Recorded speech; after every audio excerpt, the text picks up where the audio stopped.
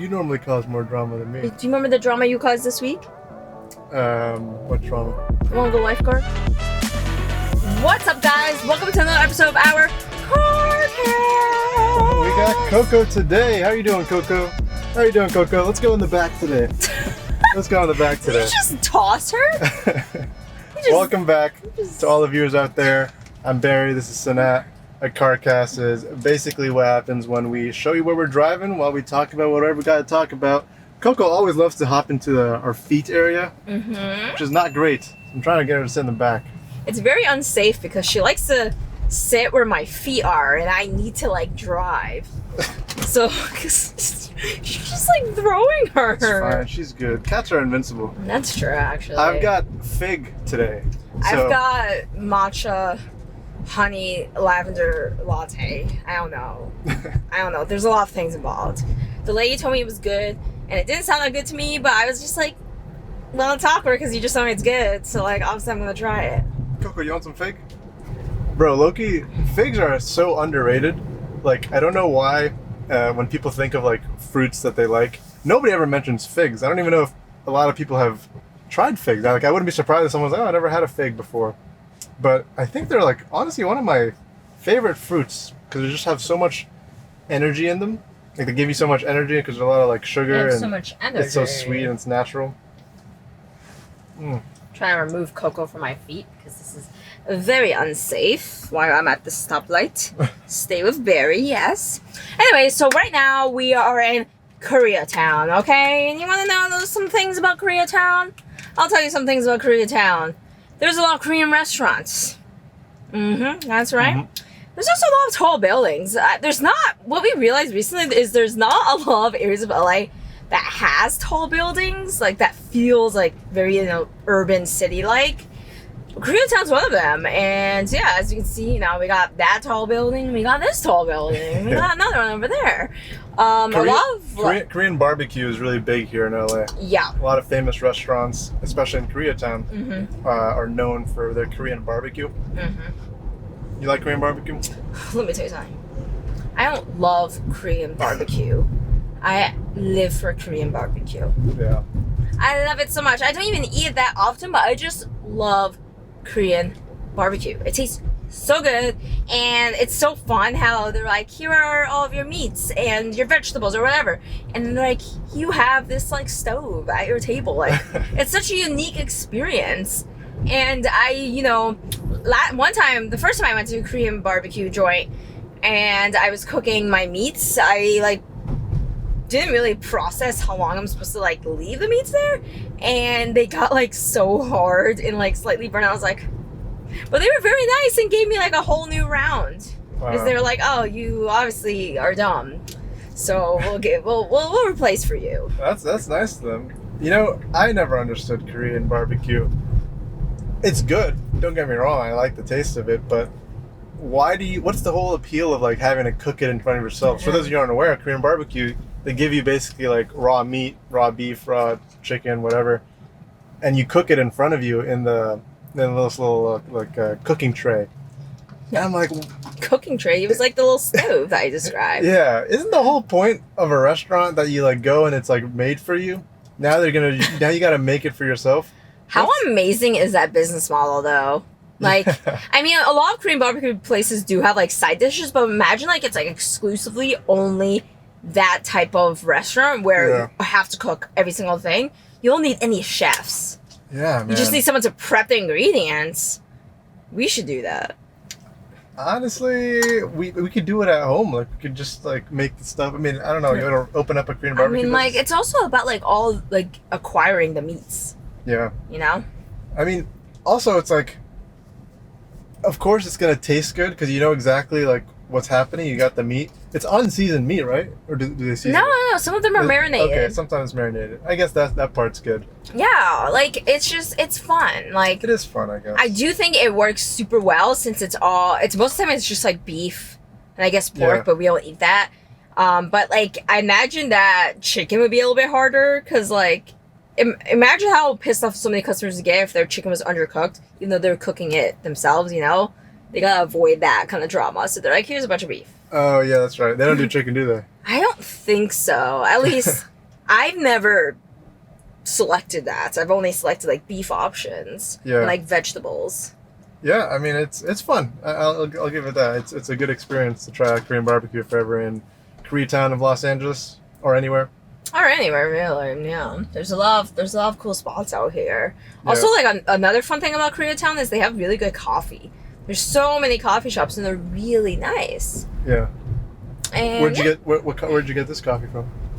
You know, you asked questions. However, I did not get this from Koreatown because I'm a little fake. I knew. That's why I asked. Why? Barry loves calling me out. He loves calling me on my BS. Hey, I mean, who asked for that? I feel like you're the one who causes a little bit more drama normally. Huh? You normally cause more drama than me. Do you remember the drama you caused this week? What drama? The one with the lifeguard? Oh snap! All right. Well, this past weekend we had a little of a story to tell. I have a little story to tell. So we were in Malibu, swimming. Sana's family was visiting town, and we had a little beach day. And I went in the water because it was a great day for swimming. So I was out there swimming. This was Malibu. Yeah, this is Malibu. Point Dume, Malibu. Point Dume Beach. Yeah. I'll tell my perspective of the story first, then Sana can tell her perspective of the story. But I'm out there swimming alone. No one else wanted to get in the water. I was out there. I didn't have my bathing suit, so I was not well equipped for it. So I'm swimming. There's not a ton of people in the water. I mean, it still was pretty cold, but I was out there just having a good time.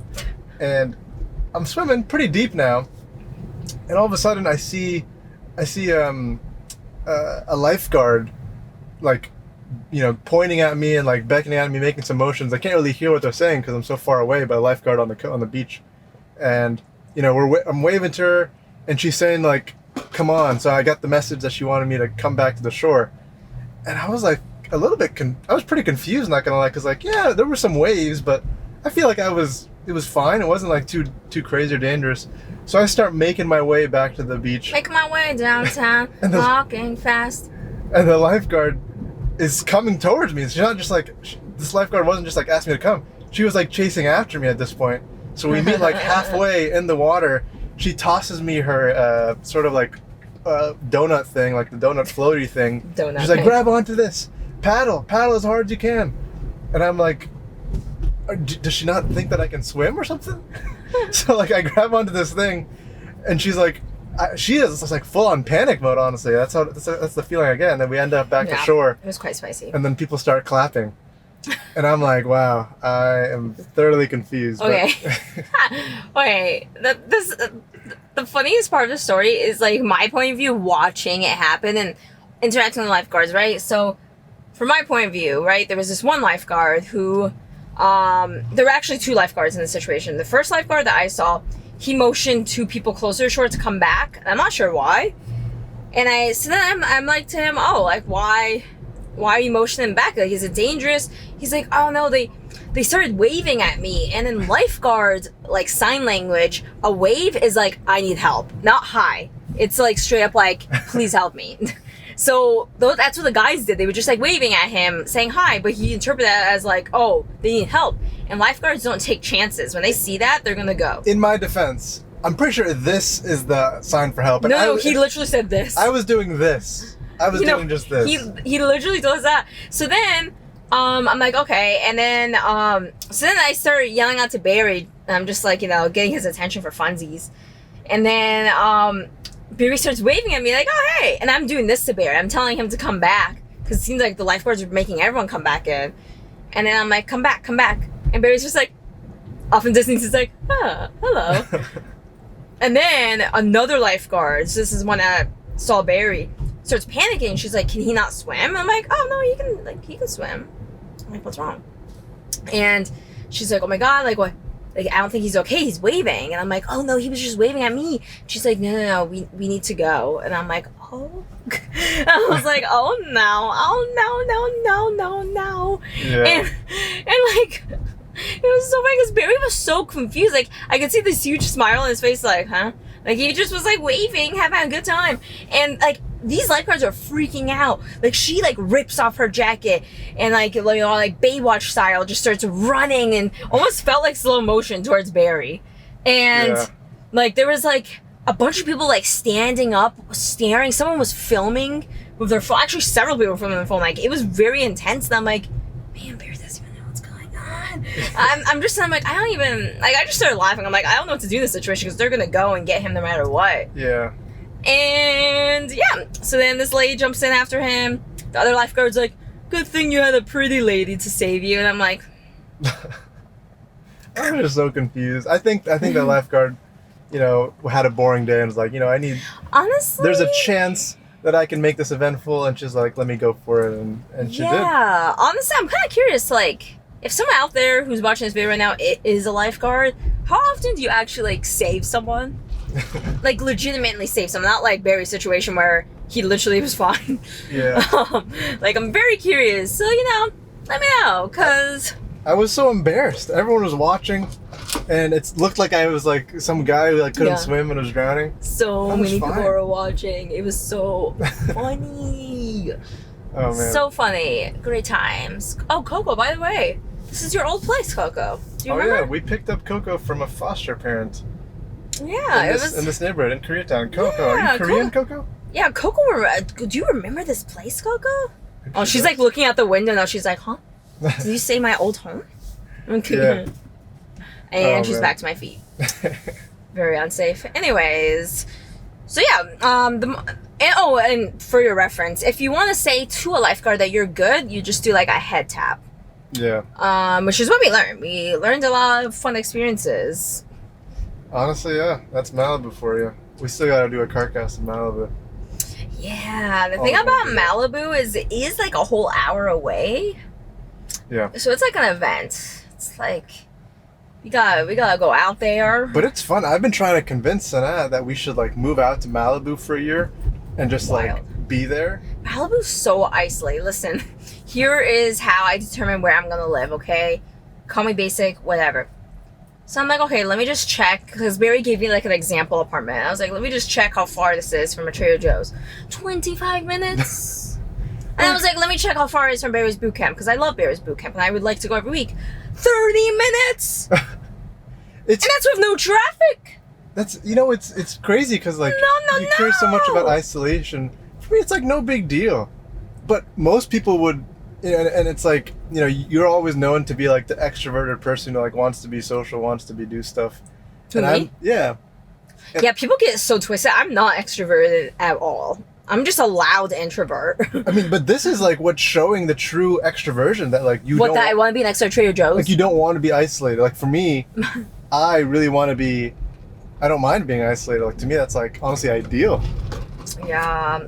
Is that what introversion is? Like real introversion? I mean, I get what you're saying with the isolation. I kind of view introversion as like more like how you feel after social interactions. Like in the big group setting, for example, like I tend to get very exhausted by those types of interactions. I don't feel super energetic by them. While I see like extroversion as like, oh, like meeting new people and being in these huge group settings really energizes you and gives you a lot of like, you know, good times. But I'm more of like an outgoing introvert where I kind of prefer to have like quiet, smaller settings. But I could also like be alone for a few days and be fine. An extroverted introvert, if you will. Yes, an extroverted introvert, you could say. Like I could definitely be alone for a few days, but then I'd be like, okay, I'm bored, and then go see someone. Yeah. Like that's me. Because I think most people watching this would look at you and be like, that's clearly an extrovert. Yeah, and I just want to make it clear that I am not. And most of them in group settings, people be like, oh, wow, like, you're definitely an extrovert. I'm like, I don't think you realize how tired I am. Yeah. Like, I think it's like a little bit of like, definitely not as much as you. Like, I think you're an introvert by default. Yeah. Yeah. Like, just Barry's a plain introvert. I'm an extrovert introvert. I think that's a great recipe for a great couple. That's true. Am I introverted? I'm an introverted introvert? Mm-hmm. Wow. Yeah, I would say you are. Like, you're still social, but I would definitely say you're pretty introverted. You're not, like, my level. I'll take it. That's probably what I am. Yeah, if that means that I want to live in Malibu, then yes, sir. I mean, it's interesting that you view that as a criteria. But, you know, to each their own. To each their own, I would say. I'm out of figs, unfortunately. Okay, you brought like 2. Yeah. I still got my drink. So The problem is, I wanted to have a savory snack, and I feel like if you have too much figs, it's like you're gonna be sweeted out. It's almost too like many a dessert. figs. Yeah, too many figs. You said much.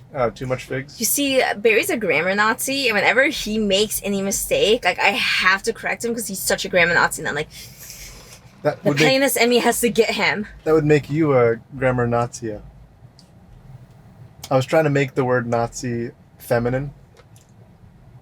I feel like you should leave. Like. Anyway, the reason I brought it up is I really struggle these days finding savory snacks to bring to carcast or just in general. So if anyone has any like savory snack suggestions, I'd love to know in the comments. Yeah, suggest some snacks for. I just like eat some tortilla chips. Like plain tortilla chips are so good. Oh, so why did I say they had chips? No, I can't explain. Like, though, you know those plain tortilla chips that have like a little lime flavoring? That's not too bad, yeah. Those are so good. But like, it's not healthy though. Like I want like a savory snack that I wouldn't feel too bad about. Oh, like a healthy savory like snack? relatively healthy. Like fruits are like plain a healthy popcorn. sweet. That's the only one I can think of. Besides, like, can you believe people eat like vegetables as a snack? They like eat these carrot sticks and they're like my snack. I'm like, what? Would that be savory? Would that be savory? I guess a carrot was an example, but like those pepper slices or like celery. That's not bad. It's like random. Yeah. It's not a snack. People forgot what the definition of a snack is.